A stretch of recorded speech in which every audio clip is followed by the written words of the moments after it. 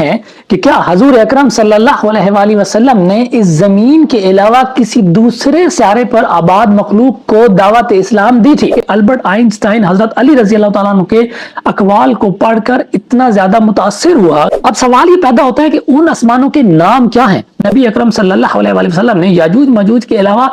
3 اور قوموں کا ذکر فرمایا ہے جو اس زمین پر نہیں بلکہ ان کی سپیس میں رہنے کے اشارے ملتے ہیں۔ اعوذ باللہ من الشیطان الرجیم، بسم اللہ الرحمن الرحیم، السلام علیکم ورحمۃ اللہ وبرکاتہ۔ میں محمد جعفر آپ سے مخاطب ہوں۔ یاجوج اور ماجوج محض ایک واقعہ ہے یا اس کے پیچھے چھپی ہوئی ہے علم و فضیلت کی ایک بہت بڑی دستہ؟ 7 آسمان اور زمین کیا ہیں اور ان کے نام کیا ہیں؟ زمین سے آسمان کی طرف جانے والے راستے کون سے ہیں؟ اور کیا حضرت علی رضی اللہ تعالیٰ عنہ ایسٹرونومی اور کزمالوجی کے فاؤنڈر ہیں؟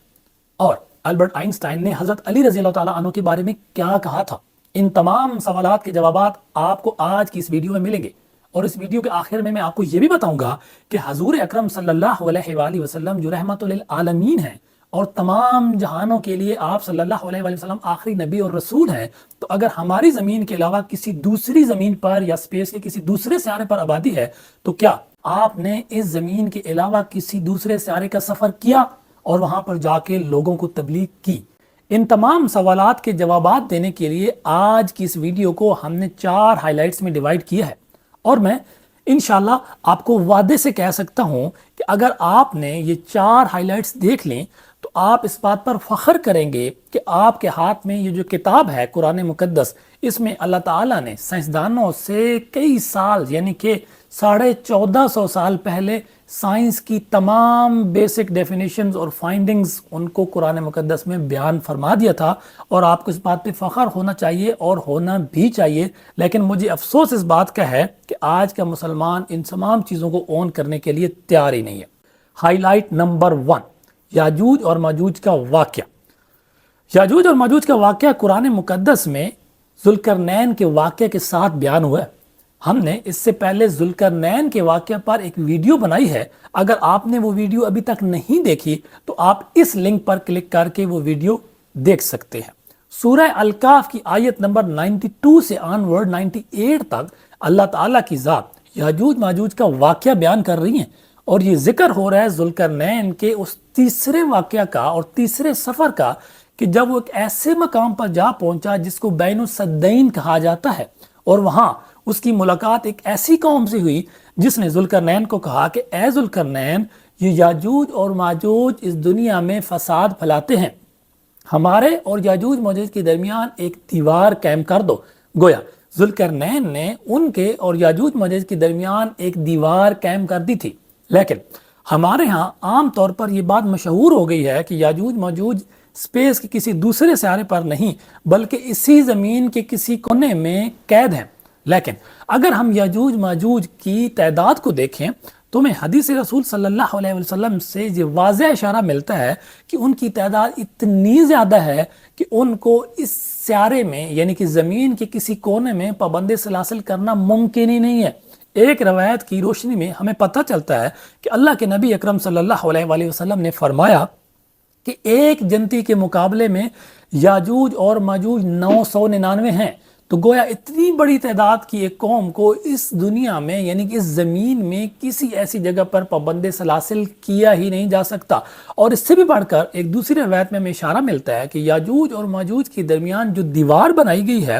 اس دیوار کو سورج کی روشنی کراس نہیں کر سکتی، اور ہم سب لوگ یہ جانتے ہیں کہ ہمارے پلانٹ ارتھ پہ کوئی بھی ایسی دیوار موجود نہیں ہے جو سورج کی روشنی کو روک سکتی ہو۔ ہاں البتہ یہ پاسبل ہے کہ وہ دیوار یہاں نہیں بلکہ کسی دوسرے سیارے کے ارد گرد بنائی گئی ہو جہاں سورج کی روشنی نہ پہنچ سکتی ہو۔ اور پھر اسی طریقے سے قرآن مقدس میں اس دیوار کا جو پروسیس بیان ہوا ہے جو ذوالقرنین نے بنائی تھی، وہاں پہ جو الفاظ استعمال ہوئے وہ تانبے کے ہوئے ہیں، اور اس پروسیس کو کیمیکل پروسیس کہا جاتا ہے۔ گویا وہ ایک ایسی دیوار ہے جو ویزیبل نہیں بلکہ انویزیبل ہے،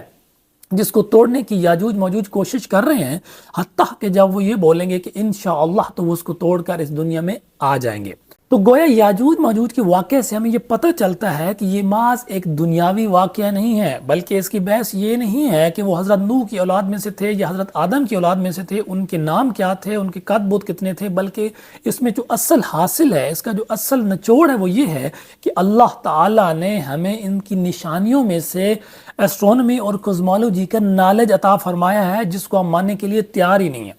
ہائی لائٹ نمبر 2، 7 آسمان اور زمینوں کا ذکر۔ آسمان یعنی اسما اور ارض یہ آپس میں نسبتی ہیں۔ اسما بلندی کے لیے جبکہ ارض پستی کے لیے استعمال ہوتا ہے۔ 7 آسمانوں اور زمینوں کا ذکر اللہ تعالیٰ نے قرآن مقدس میں 7 دفعہ 7 مرتبہ ذکر فرمایا ہے، اور سورہ الطلاق کی آیت نمبر 12 میں اللہ تعالیٰ کی ذات فرماتے ہیں، اللہ ہی ہے جس نے 7 آسمان پیدا کیے اور زمینیں بھی اتنی ہی، ان میں حکم نازل ہوا کرتا ہے تاکہ تم جان لو کہ اللہ ہر چیز پر قادر ہے، اور اللہ نے ہر چیز کو علم سے احاطہ کر رکھا ہے۔ اب اس آیت میں واضح ہے کہ اللہ تعالیٰ کی ذات نے 7 آسمان بنائے ہیں اور اس کی مثل میں 7 زمینیں، اور ان سب کے درمیان اللہ تعالیٰ کا حکم چلتا ہے۔ اب حکم وہاں چلتا ہے جہاں آلریڈی کوئی خلق ہو، مخلوق ہو، تو گویا ہم اس بات سے یہ اندازہ لگا سکتے ہیں کہ اللہ تعالیٰ کی ذات نے 7 آسمان اور زمین پیدا کیے، اور ان کے درمیان کہیں نہ کہیں کوئی دوسری مخلوقات بھی آباد ہیں۔ اسی طریقے سے مزید آگے قرآن مقدس میں اللہ تعالیٰ کی ذات 7 آسمانوں اور زمینوں کا ذکر کرتے ہوئے دوسری آیات میں فرماتے ہیں، سورہ الملک ورس نمبر 3، سورہ نوح ورس نمبر 15، سورہ البقرہ ورس نمبر 29، سورہ الاسراء ورس نمبر 44، سورہ المومنون ورس نمبر 86 اور سورہ فصیلت ورس نمبر 12۔ یوں ان تمام آیات کی روشنی میں یہ ہم اندازہ لگا سکتے ہیں کہ اللہ تعالیٰ یہاں پہ جو بیان کر رہے ہیں ہمیں اس سے اندازہ ہوتا ہے کہ 7 آسمانوں کے ساتھ زمینیں بھی ہیں، جہاں پہ انشاءاللہ تعالیٰ آگے جا کر دیکھیں گے کہ وہاں پر کس طریقے سے لوگ آباد ہیں۔ اسی طریقے سے واقعہ معراج کے سفر کا جب ہم ذکر کرتے ہیں تو ہمیں پتہ چلتا ہے کہ اللہ کے نبی اکرم صلی اللہ علیہ وسلم نے جب 7 آسمانوں کا سفر کیا تھا تو ان کی وہاں پر ملاقات مختلف انبیاء کرام سے کرائی گئی تھی، تو یوں وہاں بھی 7 آسمانوں کا ذکر ہمیں ملتا ہے۔ اب سوال یہ پیدا ہوتا ہے کہ ان آسمانوں کے نام کیا ہیں؟ ویسے ہم کوئی زیادہ وثوق سے نہیں کہہ سکتے، لیکن کچھ کتب کے اندر ان کے کچھ نام استعمال ہوئے ہیں، اور ان کے نام میں وہ آپ کے سامنے انشاءاللہ رکھ دیتا ہوں۔ پہلے آسمان کا نام رقیہ ہے اور یہ دودھ سے بھی زیادہ سفید ہے۔ دوسرے آسمان کا نام فدوم یا معون ہے اور وہ ایسے لوہے کا ہے جس سے روشنی کی شعائیں پھوٹتی ہیں۔ تیسرے آسمان کا نام ملکوت یا ہریون ہے اور وہ تانبے کا ہے۔ چوتھے آسمان کا نام زہرہ ہے اور وہ آنکھوں میں خیرگی پیدا کرنے والی سفید چاندی سے بنا ہے۔ پانچویں آسمان کا نام مزینہ یا مصرہ ہے اور وہ سرخ سونے کا ہے۔ چھٹے آسمان کا نام خالصہ ہے اور وہ چمکدار موتیوں سے بنایا گیا ہے۔ ساتویں آسمان کا نام لبیہ یا دامہ ہے اور وہ سرخ یاقوت کا ہے اور اسی میں بیت المعمور ہے۔ ہائی لائٹ نمبر 3، زمین سے آسمان کی طرف جانے والے راستے۔ اللہ تعالیٰ نے زمین سے آسمان کی طرف کچھ راستے بنائے ہیں، بٹ رکیے، کیا زمین سے آسمان کی طرف سفر کرنا واقعی پاسبل ہے؟ تو اس کے بارے میں اللہ تعالیٰ کی ذات قرآن مقدس کی سورہ الرحمن کی آیت نمبر 33 میں فرماتے ہیں، اے گروہ جن و انس، اگر تم میں قدرت ہو کہ آسمان اور زمین کے کناروں سے نکل جاؤ تو نکل جاؤ، اور زور کے سوا تم نکل سکنے ہیں کہ نہیں۔ تو جیسا کہ ابھی ہم نے اس آیت کے اندر دیکھا کہ اللہ تعالیٰ کی ذات فرما رہے ہیں کہ اگر انسانوں کے اندر یہ قدرت اور استعداد ہو تو وہ زمینوں اور آسمانوں کے کونوں سے نکل سکتے ہیں، اللہ کہ اللہ تعالیٰ کی ذات ان کو اس کی طاقت دے تو انسان اس زمین سے آسمانوں کی طرف نکل سکتے ہیں۔ تو زمین سے آسمان کی طرف جو پورٹل بیان ہوئے ہیں ان میں سے 3 پر ذوالقرنین سفر کر چکا ہے۔ اس کے علاوہ ہمیں ایک دوسرے مقام پر سورہ النبا کی آیت نمبر 19 میں ملتا ہے، جہاں اللہ تعالیٰ کی ذات ذکر فرماتے ہیں، اور آسمان کھول دیا جائے گا تو اس میں دروازے دروازے ہو جائیں گے۔ اب اس آیت میں واضح طور پر دیکھ سکتے ہیں کہ آسمان کھول دیا جائے گا اور دروازے دروازے ہو جائیں گے، یعنی کہ یہاں پہ دروازے کا واضح طور پر مطلب لیا جا سکتا ہے کہ وہ دروازہ زمین سے لے کر آسمان کی طرف جانے والا ہے۔ اور بالکل اسی طریقے سے آگے ایک اور سورہ میں اللہ تعالیٰ کی ذات فرماتے ہیں، من اللہ ذی المعارج،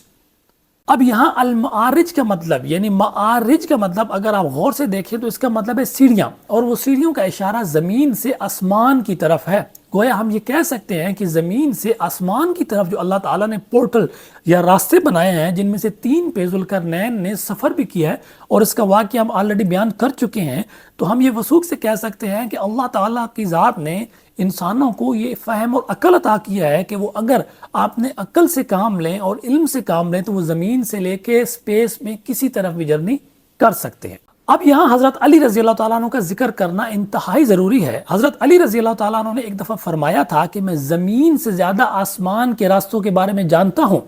اور اسی طریقے سے ایک اور مقام پہ ملتا ہے کہ البرٹ آئنسٹائن ایک دفعہ کسی بات پر ریسرچ کر رہے تھے تو ان کو کسی چیز میں معاونت درکار تھی، تو ان کی ملاقات ایک ایسے شخص سے ہوئی جس نے ان کو حضرت علی رضی اللہ تعالیٰ عنہ کے کچھ اقوال پیش کیے، جن کو پڑھنے کے بعد البرٹ آئنسٹائن یہ کہنے پر مجبور ہو گیا کہ میں حیران ہوں اس بات پر کہ اس امام کے فالوور آج تک سپیس میں کالونیز کیوں نہیں بنا سکے۔ یعنی اس کا مطلب یہ ہوا کہ البرٹ آئنسٹائن حضرت علی رضی اللہ تعالیٰ عنہ کے اقوال کو پڑھ کر اتنا زیادہ متاثر ہوا اور اس نے یہ کہا کہ حضرت علی رضی اللہ تعالیٰ عنہ نے جو کاسمولوجی اور اسٹرونومی کا نالج ہمیں پرووائڈ کیا ہے وہ اتنا زیادہ وسیع ہے کہ ایٹ لیسٹ اس کے فالوور آج سپیس کے بارے میں کچھ نہ کچھ تو دریافت کر پاتے یا ڈسکور کر پاتے۔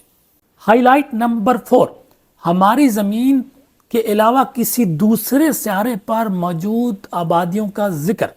کیا ہماری زمین کے علاوہ کسی دوسرے سیارے پر بھی کوئی آبادی موجود ہے؟ تو اس کا ذکر آلریڈی قرآن مجید میں ہو چکا ہے۔ جہاں ہم نے واقعہ ذوالقرنین پڑھا تو ہم نے یہ پڑھا کہ ذوالقرنین کی جن قوموں سے اس کی ملاقات ہوئی تھی وہ زمین کی نہیں بلکہ سپیس کے کسی اور سیارے پر اس کی ان سے ملاقات ہوئی تھی۔ اور اس کے علاوہ ایک اور روایت میں ہمیں اشارہ ملتا ہے کہ اللہ تعالیٰ کے نبی اکرم صلی اللہ علیہ وآلہ وسلم نے یاجوج ماجوج کے علاوہ